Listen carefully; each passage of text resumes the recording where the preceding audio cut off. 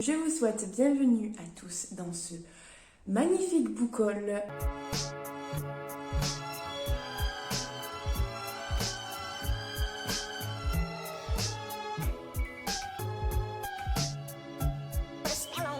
Après cette intro bien trop longue, nous allons commencer par arrivage divers et variés, achats neufs, achats d'occasion, un cadeau, des services presse. Voilà, donc les achats neufs sont surtout faits dans les librairies que je fréquente au quotidien. La petite librairie au Vendémo à Gardanne, la librairie Goulard à Aix-en-Provence, la librairie Le Bleuet à Banon dans les Alpes, qui est pour moi la plus belle librairie au monde, oui bien sûr, je ne suis pas du tout dans l'exagération. Et une librairie que j'ai visitée pour mon petit voyage à Cherbourg, que j'ai adoré, qui s'appelle la librairie Rist, qui est vraiment magnifique. Si vous passez à Cherbourg, n'hésitez pas, elle est superbe. Voilà, et pour tout ce qui est achat occasion, ça va être plutôt peut-être Emmaüs, je ne me souviens plus exactement, Vinted, Le Bon Coin, voilà. Le dernier colis que j'ai reçu, je le garde pour la fin de la vidéo, même si j'ai déjà unboxé, mais je vous montrerai pour la fin, parce que c'est le plus récent. Sinon, je vais prendre les livres dans l'ordre qui me viennent, hein, ça ne va pas être forcément achat chronologique. Voilà, je crois que j'ai tout dit. Et voilà, si vous entendez quelqu'un ronfler, ce n'est pas moi, c'est ma chienne qui dort et qui a besoin de beaucoup de sommeil. Voilà, on va commencer sans plus tarder. Je vais commencer avec un auteur que j'adore depuis mon gros coup de cœur Traverser la nuit chez Rivage. Il s'agit de Hervé Lecor. J'ai pris donc Les Cœurs déchiquetés aux éditions Rivage Noir. Ça, je l'avais acheté en librairie. Je ne peux plus passer à côté du nom de cet auteur-là. Tout m'attire en fait dans ses écrits, donc je vais tous finir par les acheter et les lire. Ici, nous sommes, je crois, avec un commandant de police dont le fils a été enlevé. Et d'un autre côté, on va suivre un collégien qui vit avec sa mère et il la découvre un jour assassinée, donc son existence bascule. Donc en fait, on va suivre deux personnes entre guillemets endeuillées à qui l'être cher manque et je pense que leur destin va se lier comme il avait fait dans Traverser la nuit.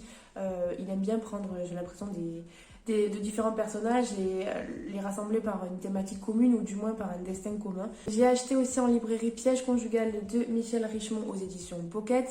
Ce que j'en sais, c'est que c'est un couple, je crois, qui va adhérer au pacte avec un grand P. Donc ça va être une sorte de secte et je crois, je ne vais pas trop en savoir plus. Je ne sais pas si ça va être plutôt thriller domestique ou je pense que ça va être lié à la secte, ce qui va se passer à l'intérieur, la vie même dans la secte. Et tout ce qui est secte, moi j'adore. Je veux vraiment lire des livres, des polars sur ça parce que j'adore ces thématiques, ça me fascine, ça me passionne. J'avais acheté aussi donc le premier Vernon Subutex de Virginie Despentes. Je sais que celui-ci, donc là c'est aux éditions Le Livre de Poche. Je sais que celui-ci fait assez débat, on aime ou on n'aime pas. Je crois que c'est l'histoire d'un SDF, non je sais pas exactement, là le résumé n'en dit pas vraiment. Ça va être une trilogie, donc ici c'est le premier tome. Je pense qu'on va suivre plein de personnages, ça va être une sorte de critique sociale, il me semble. J'en sais pas vraiment plus, donc désolée pour ce résumé un peu fou. J'ai reçu un service presse, donc Citadin de demain, Capitale du Nord, tome 1 de Claire Duvivier, aux éditions Aux Forges de Vulcain. C'est la suite de la série La Tour de Garde. C'est la trilogie en fait compagnon de Capitale du Sud. Ici on est dans Capitale du Nord. Donc je crois qu'il y a un tome de chaque qui sort par an sur 3 ans il me semble. Ça va en fait former une sorte de trilogie compagnon si on veut ou d'une grosse saga en fait. Voilà, donc c'est un peu particulier. Ici, je ne sais pas exactement vraiment le résumé, si ce n'est qu'on va être dans la Capitale du Nord, donc des Haven, et qu'on va suivre, comme dans Capitale du Sud, hein, que j'ai lu d'ailleurs, vraiment peut-être les enjeux politiques, les luttes de pouvoir dans cette ville, par opposition à la Capitale du Sud, donc qui était Gemina, il me semble. Voilà, et qu'au bout d'un moment, tout ce beau monde va peut-être se rejoindre, peut-être pas tout de suite, mais qu'il va y avoir aussi des références, des points communs. Donc il me tarde de le lire aussi. Je vais vous présenter 3 folios que j'ai achetés. Donc L'amour harcelant de Elena Ferrante.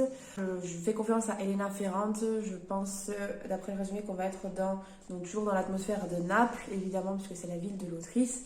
Et une histoire familiale, des secrets, les violences du passé, voilà, une relation mère-fille. C'est tout ce que je veux savoir. J'ai acheté 100 millions d'années et un jour de Jean-Baptiste Andrea. Je crois qu'il sortait un livre en fait à cette rentrée littéraire 2021 et du coup je me suis précipitée vers son poche. Donc voilà, qui fait pas mal parler de lui. On va être donc dans les Alpes en 1950 avec Stan qui est un paléontologue, oui je crois, et qui va gravir avec toute une équipe un glacier. Et après, ben, du coup, je sais pas si on va pas être dans une sorte, peut-être pas de huis clos, mais avec seulement ce glacier, ces personnages qui vont lutter contre le froid. Et la dernière phrase du résumé, l'amitié qui les lie leur permettra-t-elle de réaliser ce rêve d'enfant? Voilà, les vieilles blessures se rouvrent, donc je pense qu'il va y avoir quand même pas mal de tensions. Voilà, quand tu es dans un groupe comme ça, dans des conditions extrêmes, je pense qu'il y a des choses intéressantes qui vont ressortir, on verra bien. Quand j'étais à Cherbourg dans la librairiste avec mon amie Manon, en fait elle avait pris dans les mains et elle me l'a montré et du coup je me suis dit bah ouais ça a l'air sympa et tout et j'en avais quand même, je crois que j'en avais entendu parler et en plus ça se passe vers chez moi, enfin du moins à Marseille et donc je me suis dit pourquoi pas le prendre. Il s'agit de Il est des hommes qui se perdront toujours de Rebecca Alighieri, toujours aux éditions Folio. Donc ici, on va suivre une famille qui vit dans la cité Artaud à Marseille dans les années 80. Le père est très violent, mais un jour, il se retrouve assassiné, laissant ses enfants un peu se débrouiller, on va dire. Ces enfants qui ne sont pas du coup très attristés, puisque leur père était vraiment une aventure finie. Mais je ne sais pas si on va partir plutôt dans une enquête ou dans peut-être la reconstruction de ces enfants qui essaient de ne pas ressembler au père. Je ne sais pas du tout dans quoi on va partir, ça ressemble pas à mes lectures habituelles, mais pourquoi pas essayer, je me dis que c'est le bon moment. J'ai acheté La Rose de Louise Erdrich aux éditions Le Livre de Poche. Ici, nous allons être avec, vraiment un résumé extrêmement intéressant, avec un Indien en fait qui chasse, je crois, et qui tue accidentellement le fils de son voisin. Et du coup, pour réparer son crime, il va donner son plus jeune fils aux parents endeuillés. Donc je ne sais pas du tout ce que ça peut donner, si ça part dans le colloque, si ça part dans voilà, le deuil, la reconstruction avec un enfant qui n'est pas le nôtre, les traditions un peu des Indiens. Et je me languis de voir en fait ce que ça peut donner, quoi. Et ça va être rapide, donc Oscar et la Dame Rose de Eric Emmanuel Schmitt. Là, je vais pas vous donner de résumé, le livre est très très court, je n'ai jamais lu cet auteur. Je fais confiance à ma copine Claire qui me l'a vraiment conseillé, qui m'a dit vraiment il est génial, il fait que 100 pages mais il est absolument génial. Pour commencer l'auteur, c'est vraiment un bon moyen. Donc je fais confiance à ma copine Claire et à son jugement. Aux éditions Le Livre de Poche, Ici n'est plus ici de Tommy Orange. Ici nous allons être à Auckland, je crois que c'est dans une réserve avec des Indiens. On va voir avec eux, on va connaître la pauvreté, l'alcoolisme, voilà tous ces fléaux qui les attaquent, on va dire. Et en fait, la relation peut-être avec les Américains, voilà. Donc, je sais pas exactement, je sais pas plus exactement, mais rien que pour ça, pour la thématique des Indiens, il me tarde de le lire, mais je pense que c'est le cas de tous les livres ici. J'ai acheté Nous sommes l'eau de Wally Lamb. J'ai l'impression, donc c'est au Livre de Poche, j'ai l'impression que c'est pas le plus connu de l'auteur. À la base, je voulais plutôt La puissance des vaincus, mais je suis tombée sur celui-là. Et le résumé m'a quand même happé. Nous sommes avec une femme qui a été un peu traumatisée par une ancienne relation, enfin son ex-mari, qui est psychologue. Et elle refait sa vie avec une autre femme, une galeriste. Et elle va se marier avec elle, mais elle n'ose. Il faut qu'elle a besoin de révéler son histoire avec à cette femme, mais elle n'y arrive pas parce qu'il y a apparemment des secrets, un événement traumatisant qui s'est passé, qui l'a détruit à petit feu, on va dire. Donc peut-être que finalement elle va parler à sa future femme. On va voir un peu cette histoire-là. J'ai l'impression que c'est un gros pavé, que ça va être une espèce de, pas de saga familiale, mais oui, d'histoire un peu autour de peut-être plusieurs personnages.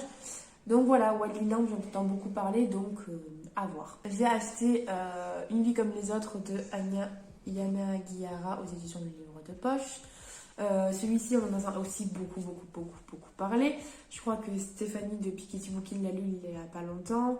On va suivre un groupe de jeunes hommes en fait qui ont tous des métiers différents. Il y a un architecte, il y a un peintre, enfin voilà, un acteur. Et il y a aussi Jude qui est le plus mystérieux d'entre eux, on dit, donc c'est une bande de copains. Bon, je pense que Jude, apparemment, c'est le personnage central qui a vécu énormément des choses assez traumatisantes, il me semble. Donc ça va être une histoire un peu poignante d'amitié, de destin, de peut-être teintée de tragédie. On verra bien ce qu'il en est. J'ai acheté Le Fils de Philippe Meyer. J'en sais pas vraiment plus, donc c'est aux éditions Livre de Poche. Je sais juste qu'on va suivre 3 générations en Amérique, que cette histoire va vraiment, je crois, commencer avant la guerre de sécession et elle va après durer.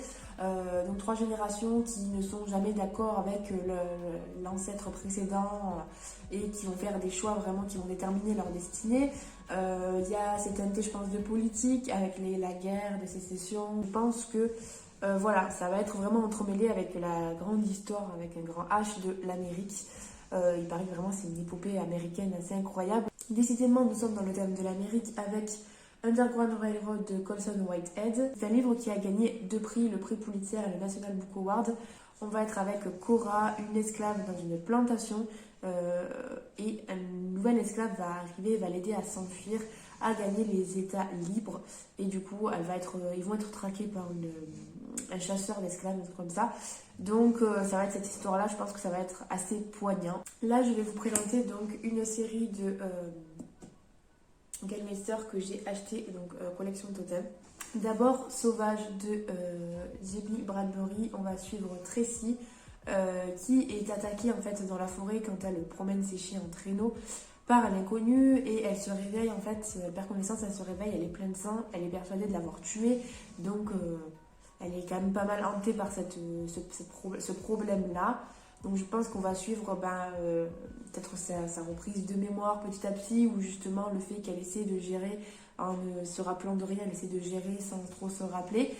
Ici donc Rêve Arctique, magnifique cette couverture, je pense que c'est le plus beau livre de ma bibliothèque, de Barry Lopez.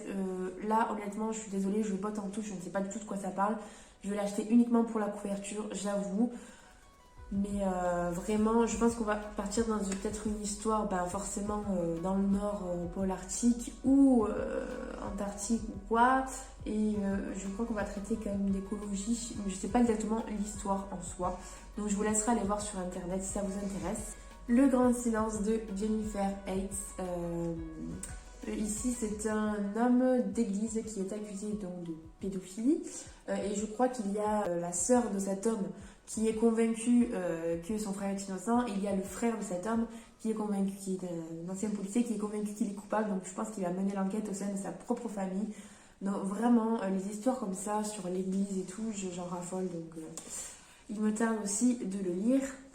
Ici, j'ai pris donc la suite d'une saga que j'ai et que j'ai toujours pas lu, Lonesome Dove épisode 2 de Larry McMurtry. Je n'en sais pas plus, je ne vais pas lire le résumé du tome 2, je sais juste que dans Lonesome Dove, c'est une sorte de western, comme je pense la couverture l'indique. Donc voilà, c'est tout ce que je veux savoir. C'est pas un genre que j'apprécie normalement, mais j'en ai entendu que du bien. J'ai entendu aussi que ceux qui n'étaient pas friands de western, on pouvait quand même aimer avec tout ce que ça comporte d'aventure, voilà, d'action et de rythme et tout ça, que c'était assez soutenu. Donc je me dis, pourquoi pas essayer le western par cette porte-là. Je me suis pris 1000 petits riens de Judy Picou. On va suivre une sage-femme, donc Ruth, qui s'occupe en fait d'une maman un peu de la haute bourgeoisie, je pense. Et en fait, malheureusement, le bébé va périr en fait pendant l'accouchement. Et je crois que ce couple va poursuivre Ruth, donc, qui est une femme noire américaine. Et ça va être cette histoire peut-être de procès entre eux. Ça me fait penser du coup à La couleur des sentiments, forcément. Donc émouvant et captivant, 1000 petits riens abordent de front les questions du racisme et du vivre ensemble dans une Amérique rongée par son histoire. Mais il montre aussi que c'est à travers les petites choses et les mains tendues qu'il est possible de trouver l'apaisement en vue d'une rédemption. J'ai acheté, voilà, c'est vraiment le Boucol des Pavasses, Le temps où nous chantions, aux éditions 10-18 de Richard Powers. On va suivre encore une fois, je crois que c'est dans le... oui, donc ça commence en 1939 avec une famille qui est bercée par la musique. Je crois que les parents travaillent dans la musique ou sont vraiment passionnés. C'est une femme noire qui épouse un juif allemand fuyant le nazisme. On va suivre une multitude de personnages en fait de 1939 jusqu'à je sais pas quelle année, mais qui dure dans le temps, avec une thématique commune, donc la musique, avec en fond l'histoire, le nazisme, l'immigration d'Amérique, etc. Donc à voir ce que ça peut donner. Il paraît que l'écriture de l'auteur est sublime. Toujours dans cette thématique de l'Amérique, encore une fois, Peyton Place de Grace Metalius aux éditions 18. On va être aux États-Unis dans les années 40. Donc Peyton Place, une petite ville aux apparences tranquilles. Donc il y a des secrets de famille et notamment autour de notre personnage principal Allison, autour de sa naissance. Voilà, et du passé sulfureux de sa mère. Pardon, je lis en même temps parce que j'arrive pas à me souvenir du résumé. Voilà, donc ça va être les petits secrets dans la petite ville de Peyton Place, années 40 États-Unis. Donc vraiment quelque chose peut-être à la Liane Moriarty, peut-être pas d'ailleurs, je ne sais pas. 100 ans de solitude de Garcia Marquez aussi, que j'ai acheté en librairie, donc aux éditions Point. Cette fois, je ne veux pas vraiment savoir, je sais que ça se passe en Amérique du Sud, je sais qu'on va suivre une famille, que ça va être assez galère parce qu'il y a énormément de personnages qu'il faut se rappeler, qu'on va être dans du réalisme un peu magique. Donc c'est un classique à lire, je pense. Il me fait un peu peur, donc peut-être que je ferai une LC un peu avec un espèce de petit groupe, une petite communauté comme on avait fait avec Monte Cristo, parce que il est court mais il me fait vraiment peur. Alors une autrice très connue, Joyce Carol Oates, un livre de martyrs américain aux éditions Point. Encore une fois la thématique revient, nous sommes avec un homme en 99 qui va tuer un médecin avorteur de l'hôpital, donc parce que cet homme est vraiment contre l'avortement d'une manière assez violente, hein, puisqu'il assassine carrément le médecin. Et en fait, je pense qu'on va suivre un peu la famille endeuillée, la famille du crime, voir un peu les différents points de vue sur l'avortement. Carol Oates, je lui fais assez confiance sur ça. Là, je vais vous présenter les livres que j'ai reçus dans le cadre du prix du meilleur polar point, donc les 4 derniers livres que j'ai reçus.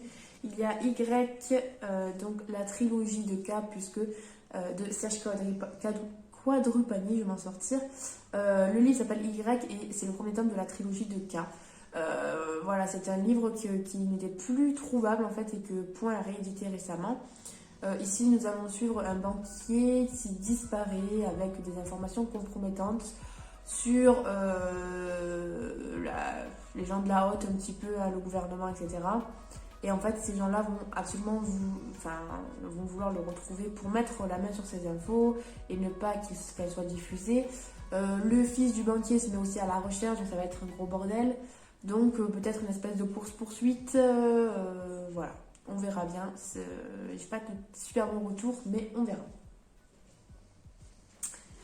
On a Sancho de Kim Eun-soo, qui est un roman coréen, donc toujours dans le prix meilleur polar point. Nous allons être donc en 1993 à Busan, je crois que c'est une ville en Corée, ou un grand port de Corée du Sud. Et on va suivre un mafieux en fait dans son gang, peut-être voilà, sa vie de mafieux.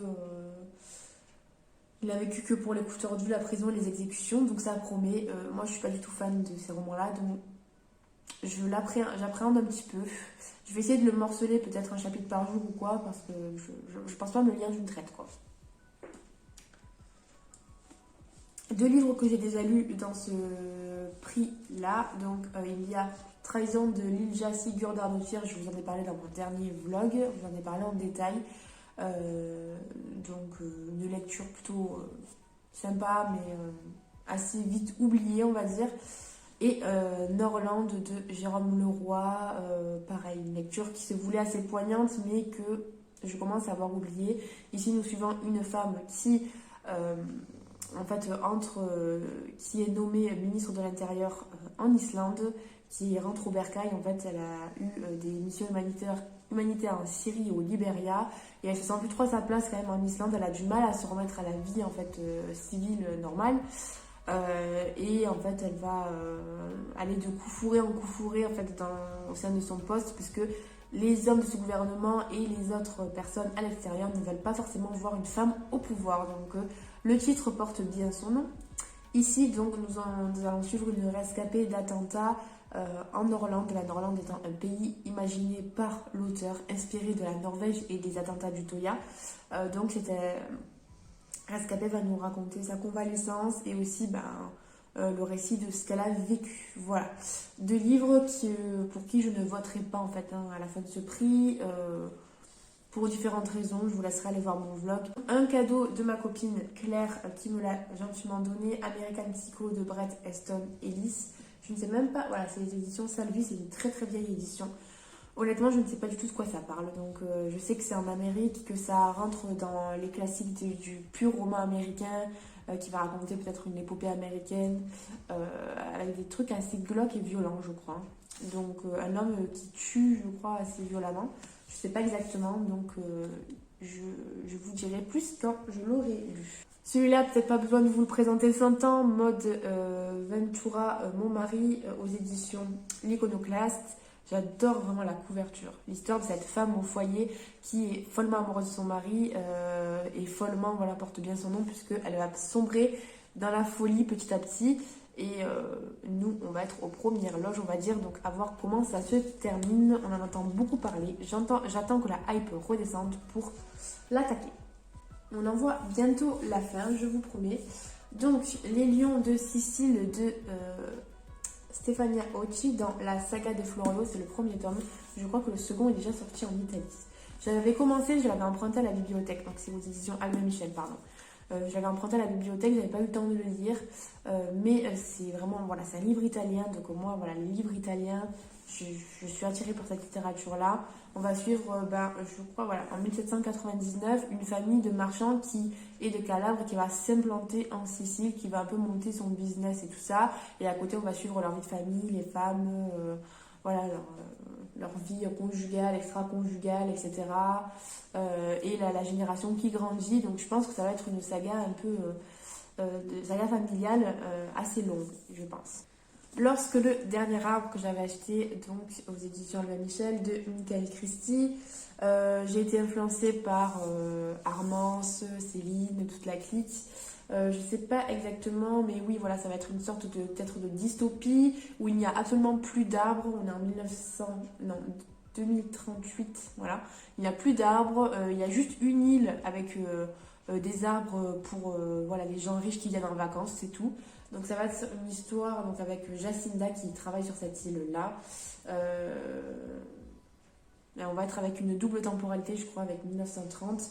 Donc une histoire qui tourne autour des arbres. Je n'en sais pas vraiment plus, pardon, pour ce résumé un peu brouillon. Forcément, le magnifique Notre part de nuit de Mariana Enriquez aux éditions du Sous-sol que j'avais acheté suite à la vie de Séverine. On a été plusieurs, je pense, à les foncer en librairie. Bon, 25 €, mais je pense qu'au niveau qualitatif et au niveau page, c'est rentabilisé. On va suivre un petit garçon qui a un pouvoir, qui a le même pouvoir que son père, c'est-à-dire de voir les morts. Il est médium et il travaille pour le compte d'une société, une espèce de secte un peu sombre, occulte, et il va vouloir s'enfuir avec son père. Donc ça va être, je pense, une course-poursuite à travers l'Argentine. Jamais lu de roman argentin, donc ça a l'air vraiment intéressant et c'est vraiment un très beau livre. J'adore la couverture, enfin voilà, j'aime tout. J'aime vraiment le toucher, j'aime tout. En service presse, j'ai reçu Le Sortilège de Stellata de Daniela Raimondi aux éditions Slatine et compagnie. Un livre italien avec un jeune italien qui rencontre une gitane et qui se marie avec elle. Et ça va être voilà, l'histoire de leurs enfants. Il est peut-être de tarot, de sciences occultes, de vision de l'avenir, etc.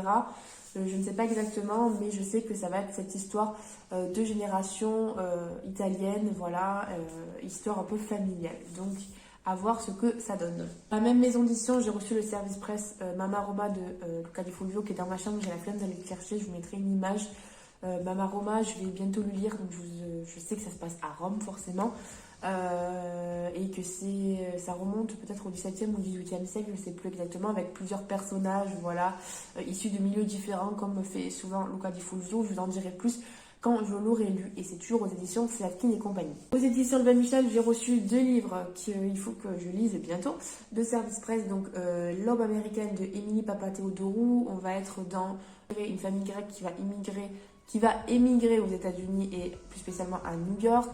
Je crois que la grand-mère est atteinte d'Alzheimer. Donc voilà, la jeune fille va tout faire pour essayer de la soigner, de lui arranger la vie, etc.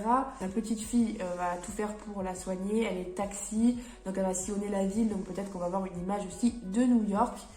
Ici, nous avons donc L'amour partant de crise de Daniela Crène.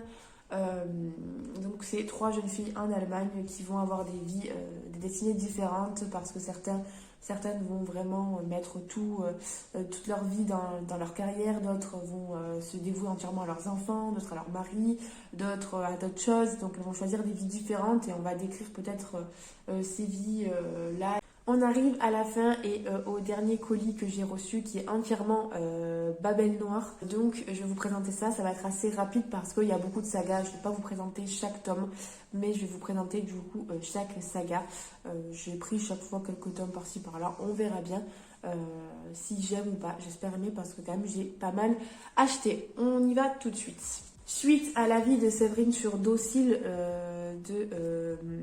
comment il s'appelle, Aro Ens de la Mazza, j'ai pris les 2 premiers tomes parce que je voulais aussi lire Docile et que je ne peux pas commencer cette saga par le 3e. Moi, je n'y arrive pas. Donc, le bourreau de Gaudi et les muselés. Je sais que le bourreau de Gaudi, on va être avec un fou furieux qui tue des gens et qui abandonne leurs cadavres dans des monuments de Anthony Gaudi, quoi. Donc, ça va être aussi lié à l'art, à cet architecte-là. Et du coup, il va y avoir, je pense, un héros récurrent qui va enquêter. Donc voilà, c'est Milo, l'inspecteur Milo. Et là, ça va être le tome 2. Je vais pas trop lire la 4e, sinon je vais me spoiler. Où on retrouve ce Milo qui va enquêter, je crois, sur le meurtre d'une femme. On est toujours à Barcelone, donc la ville, je pense, où va se passer toute cette saga. Donc il me tarde de lire ces 2 premiers tomes-ci. Ceux qui me font peut-être le plus envie, en fait j'avais commencé l'hypnotiseur de Lars Kepler en audio, mais finalement vraiment c'était trop dense pour continuer en audio. J'avais vraiment envie de l'avoir en papier et de pouvoir le déguster en papier. Donc j'ai racheté l'hypnotiseur de Lars Kepler en papier. On va trouver, je crois, une famille vraiment décimée, massacrée par un homme. Au début, les gens pensent que c'est l'homme qui avait des dettes et tout ça, donc celui qui a réclamé les dettes a été traité fou furieux et a tué en fait toute la famille. Mais il s'avère que c'est plus compliqué que ça. On va suivre l'inspecteur John Alina et on va le suivre tout au long de la saga. Donc voilà, l'hypnotiseur est l'un des plus connus et des plus, je pense, appréciés et célèbres. Donc la suite, je ne vais pas lire le résumé, mais c'est les tomes suivants. Le tome 2, c'est Le Pacte. Le tome 3, Incurable. J'ai intérêt de les aimer parce que j'ai tout acheté. Le tome 4, Marchand de sable, toujours aux éditions Babel Noir évidemment. Et le tome 5, Désaxé. Le tome 6 vient de sortir en poche, donc je vais peut-être le procurer. Le chasseur de lapins. Il est magnifique en plus. Et le tome 7 apparemment n'est pas destiné à sortir tout de suite en poche. Il s'appelle Lazare avec un très beau serpent au milieu de cette couverture. Me fait beaucoup envie. On verra, du coup, déjà je vais me contenter de lire cela et on verra ensuite. J'ai beaucoup entendu parler de ces auteurs frères et sœurs suédois, encore une fois, comme Lars Kepler. Donc j'ai pris leur saga. Alors, Morte la Bête. Alors je ne sais pas exactement dans quel ordre parce que c'est pas répertorié sur Livre Addict comme saga. Le prix à payer et Le Cercle des Cœurs Solitaires. Bon, c'est pas les plus célèbres en fait, j'ai l'impression, c'est pas les plus lus en termes de polar nordique, mais je m'entends quand même pas mal parler en bien. Donc le premier, il me semble que c'est Morte la Bête. Voilà, ça a l'air d'être un truc de fou en fait, vraiment. Donc le jour de la rentrée, des enfants dans un gymnase trouvent des corps mutilés qui ont été pendus. Donc ils ont été mutilés à la tronçonneuse, puis pendus. Donc c'est très sympathique, bon appétit. L'ablation donc systématique des parties génitales ressemble à une signature, on adore. Donc dès les premières intégrateurs, donc c'est l'inspecteur en chef Simonsen, je pense qu'on va retrouver aussi dans les autres, voilà, Simonsen. Et donc le concierge de l'école tient des propos contradictoires, donc peut-être que c'est lui, peut-être pas. Et dans le même temps, on a un riche entrepreneur qui est victime d'abus sexuels, qui a été victime d'abus sexuels dans sa jeunesse. Il va dénoncer en fait le laxisme de la justice danoise vis-à-vis des pédophiles. Donc j'ai dit une connerie, ce n'est pas des Suédois, c'est des Danois. Et enfin, la dernière que j'ai achetée, c'est une femme. Il s'agit donc de Louise Penny avec Nature Morte, qui est une autrice canadienne. Donc Nature Morte, Sous la glace, Le mois le plus cruel et La faille en toute chose. Alors c'est pas C'est pas tome 1, tome 2, tome 3, tome 4 qui a plus de tomes que ça. Mais je crois que Nature morte et Sous la glace sont en tout cas les 2 premiers tomes, ça j'en suis sûre. Donc voilà, après j'ai pris un peu dans le désordre, mais voilà, donc Nature morte, le premier tome. Donc on va être dans un village québécois qui s'appelle Three Pines. C'est une jeune femme dans un petit quartier résidentiel, enfin pas une jeune femme, une femme plutôt âgée, une enseignante à la retraite et peintre à ses heures perdues qui va être retrouvée morte dans la forêt et qui va bouleverser un petit peu toute la petite communauté. Voilà, et c'est l'inspecteur chef Armand Gamache, je pense que ça va être lui, le personnage principal. Voilà, donc ensuite Sous la glace, Le mois le plus cruel et La faille en toute chose. C'est tout pour cette énorme boucle. Je suis désolée, ça a duré 100 siècles. Voilà, j'espère que ça ne vous a pas trop lassé, que vous êtes toujours là. Si ce n'est pas le cas, je vous comprends. Si c'est le cas, bravo, vous avez ma reconnaissance éternelle. Sur ce, j'arrête d'acheter des livres. Ma dernière virée en librairie, c'est le 4 novembre, elle est déjà programmée et je vais être raisonnable. Sinon, je n'achète plus et j'ai fait un challenge spécial pour me contrôler l'année prochaine. Donc, je pense que ça devrait aller tout simplement. Je vous souhaite de très bonnes lectures et je vous dis à bientôt.